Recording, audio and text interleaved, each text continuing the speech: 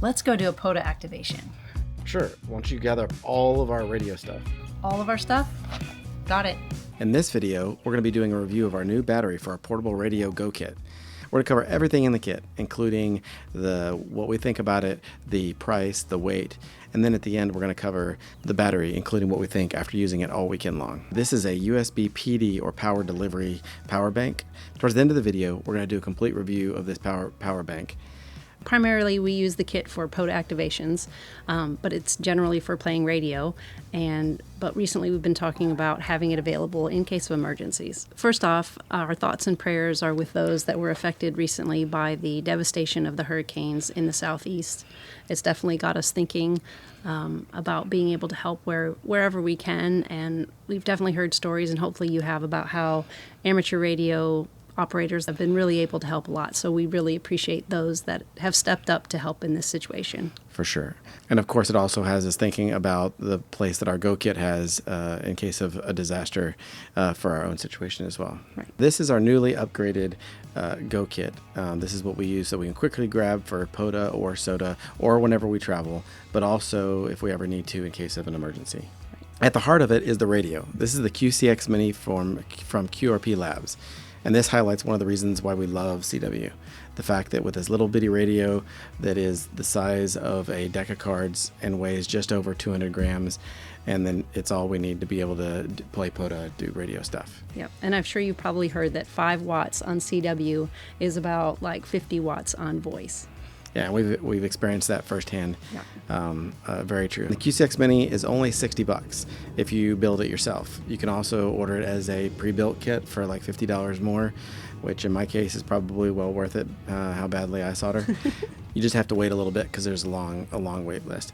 And they have a new radio called the QMX, which is only about $50 more than this is. So you can get it for about $100, maybe $150 built, and it supports 5 bands. This one is only 1 band, and we picked 20 meters. More on that in a minute. Second most important part of our Go Kit is, of course, our antenna. So this is the end-fed half wave by K6ARK. Thanks, Adam. Yes, thank you. The great part about this is it has the transformer built right into the connector. And why is that important? It makes your Go Kit lighter because you don't need a coax cable. Also, it's super easy to deploy. You can just put it up in a tree. And this particular one, we built it for 20 meters, and 20 meters is our favorite for a couple of reasons. The primary one is when we're portable, it's a nice balance of practicality. It's pretty easy to deploy, get up into a tree. It's not too long. Plus, that band in particular is versatile. It's day or night, even in the summer.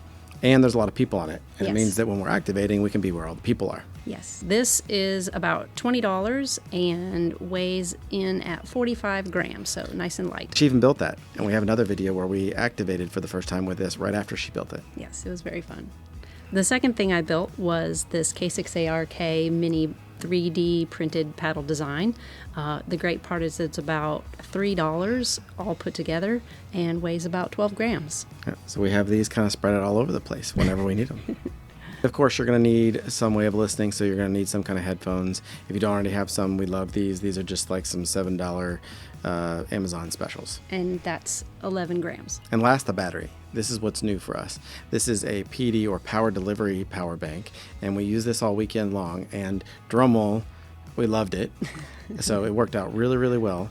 The short version is that you need to be really careful when picking out one of these and the cable that goes with it to make sure that they support the 12 volts that you're going to need to power one of these QRP radios.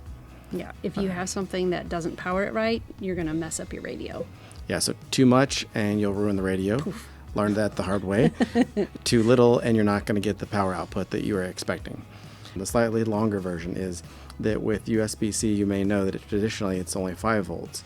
But with PD or power delivery, the device that gets plugged into it tells it how much power that it needs. And so this cable, sometimes also called a trigger cable, is built for 12 volts, and it has the barrel adapter that you need for one of these radios. So when you plug it into here, it tells it I want 12 volts. And so we've tested it. It outputs exactly 12 volts, and it worked great on the QCX Mini. Yeah. Definitely before he plugged it into the radio, he had his nerdy self out with his voltmeter to check to make sure it was outputting no more than 12 volts. Yeah, I already ruined one QCX Mini. Don't want to do it again. He was pretty scared when he plugged it in, just in case. Special thanks to Rick, K8BMA, for educating me on some of the nuances associated with the spec and got me to go find the spec and read it myself. But trying to make it simple, not all power banks, even if their power delivery, will output 12 volts, so you need to check and see what they are.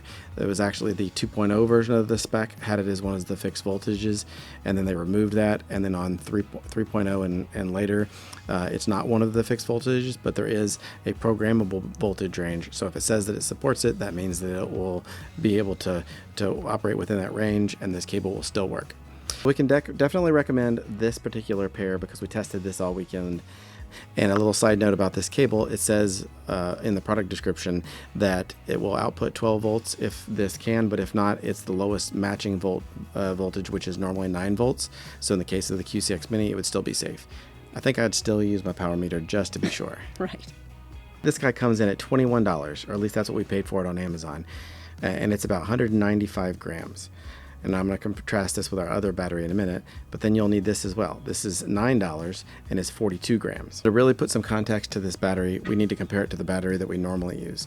This is a LiPo battery that normally goes into an RC airplane or RC car, and this weighs a little bit more, 195 grams versus 150, but if my math is right, I think after operating for 3 hours on this, we probably could get 20 hours of use with our QCX Mini operating it like we normally do, versus about 6 hours. The other thing about the LiPo battery, which is a pain, is charging it and making sure it doesn't get too low. You have to have a warning measurement on it. So there's a lot of nuances with the LiPo battery that you don't need for this one. If you let the voltage go too low on one of these LiPos, then you can ruin them, which we've done before. And there are horror stories on the internet of these catching on fire. So they generally recommend that you charge these in the garage. So way easier to just charge this just like a normal USB power bank. Yeah. What does all that add up to? The grand total for the cost of all these is about $120. That doesn't include shipping, and it assumes you're going to build it yourself, but still, not very expensive at all. Yep. And it weighs a total of 507 grams, which for me, I don't know what that means. It's 1.2 pounds. So it doesn't weigh much at all. We can just grab it, throw it in my backpack, off we go. We're super happy with this new setup. For emergency preparedness, we feel like this is a great kit to be able to have. Most of the emergency comm stuff that we've seen on YouTube since the hurricane has been centered around the voice modes, and totally understand that is the primary way of being able to get help and get help for others. But I am confident that if we had this set up anywhere in our car or wherever we were at, we could for sure get a hold of somebody if we needed to. And in the meantime, it is awesome for playing radio and having fun with POTA. That's right. So if you want to have fun and get out in POTA and activate and make contacts, here's a $120 kit.